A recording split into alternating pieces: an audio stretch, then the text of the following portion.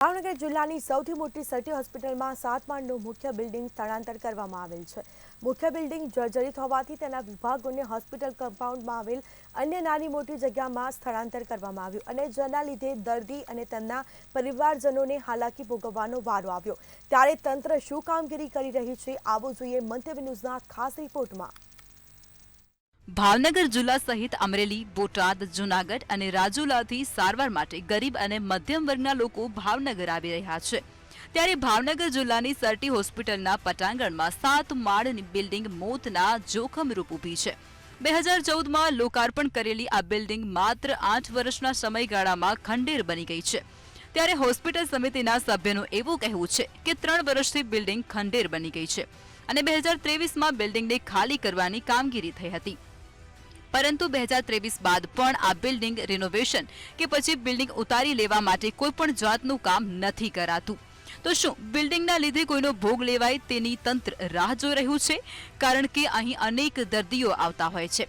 જો બિલ્ડિંગનો કોઈ ભાગ પડે અને બિલ્ડિંગ ધરાશાયી થાય તો પરિસ્થિતિ અકલ્પનીય બની શકે છે। ભાજપ સરકાર વાટ જોઈ રહી છે કે આ ભાવનગરની જે બધા એમએલએની લોકો વાટ જોઈ રહ્યા છે કે બિલ્ડિંગ પડે સામે જ ભાજપનું કાર્યાલય છે તો એ લોકો આવે કે અમે સેવા કરીએ, એટલે માનવીને આ લોકો જે મરી જાય એની વાટ જોવે છે કે પછી અમે વાવા કરીએ ને એમાં મત લઈએ। શું આ કાંઈ બિલ્ડિંગ પડશે, કોઈ મરી જશે, કાંઈ જાનહાની થશે તો એની જવાબદારી કોણ? સરકાર લેશે કોઈ જવાબદારી? છેલ્લા 5 વર્ષથી સામે બિલ્ડિંગ કેન્સરનું બન્યું એ એમને પડ્યું છે, શું એને જર્જરિત થવા દેવાનું? આમાં ભ્રષ્ટાચાર કેટલો છે? 10 વર્ષમાં 10 થી 12 વર્ષમાં બિલ્ડિંગ જર્જરિત થઈ ગયું। આ સામે જ આપ જોઈ શકો છો કૃષ્ણકુમાર સિંહજી વખતનું બિલ્ડિંગ હજી એમને અડીખમ ઊભું છે। તો જનતા શું કરી રહી છે? જનતાને કેવું છે કે એકવાર આંદોલન કરો, કોઈ જાનહાની થાય તો આની જવાબદાર કોણ? ભાવનગર સર્ટી હોસ્પિટલ તંત્ર દ્વારા રાજ્ય સરકારની મદદથી 7મા માળનું ઓપીડી બિલ્ડિંગ બનાવાયું હતું, જેનું લોકાર્પણ 2014ના માર્ચ મહિનામાં થયું હતું અને આ બિલ્ડિંગ મેન્ટેનન્સ માટે પીઆઈયુ વિભાગ ઊભો કર્યો છે। પીઆઈયુની ટીમ દ્વારા તપાસ કરતા 2023 જાન્યુઆરીમાં તેને ભયજનક જાહેર કરેલી હતી। ત્યારે હવે તે સમયથી આજ દિન સુધી એ બિલ્ડિંગ ખાલી છે। અન્ય વિભાગોને અલગ અલગ બિલ્ડિંગમાં ફેરવવામાં પણ આવ્યા છે। કાર્યપાલક ઇજનેરે જણાવ્યું હતું કે એક જ બિલ્ડિંગમાં બધો સમાવેશ થાય તે માટે પ્લાન સરકારમાં મોકલી દેવાયો છે, જેમાં 1700 બેડ, દરેક કચેરીઓ અને વિભાગનો સમાવેશ થશે। રૂપિયા 335 કરોડ મંજૂર થઈ ગયા છે। પ્લાન સરકારના ફાઇનાન્સ વિભાગમાં છે। મંજૂરી મળતા જ નવું બિલ્ડિંગ મળશે। સમગ્ર બિલ્ડિંગ અંદાજે 686 કરોડના ખર્ચે નવનિર્માણ પામશે। માર્ચ મહિનામાં બિલ્ડિંગનું લોકાર્પણ થયેલું છે।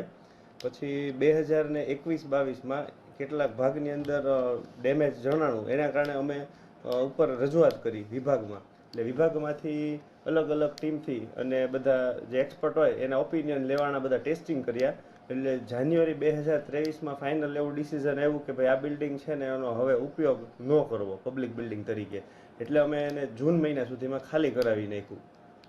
અચ્છા, એના ઓપ્શનમાં કોઈ વિકલ્પમાં નવા બિલ્ડિંગને લઈને કાર્યવાહી થઈ છે? કારણ કે ત્યાંથી સમગ્ર વિભાગો હટી ગયા છે, તેની વ્યવસ્થા શું છે? હાલમાં વ્યવસ્થા બીજા જે હોસ્પિટલના 14-15 નાના બિલ્ડિંગ છે G+1ના, એમાં અત્યારે સમાવેશ કરેલો છે અને નવા હોસ્પિટલનું બજેટમાં જોગવાઈ થઈ ગઈ છે। આપણી કેમ્પસ ખાતે સર તખ્તસિંહજી હોસ્પિટલમાં 7 માળનું ન્યૂ ઓપીડી બિલ્ડિંગ નામનું બિલ્ડિંગ જે હતું એ પીઆઈયુ દ્વારા ભયજનક જાહેર થતાં એને ખાલી કરી અને એમાં ઉપલબ્ધ તમામ પ્રકારની સુવિધાઓ જેમ કે OPD, IPD, operation theatre, wards અને અન્ય ઓફિસીસ, એ તમામ સુવિધાઓને કેમ્પસ ખાતેના હયાત મકાનોમાં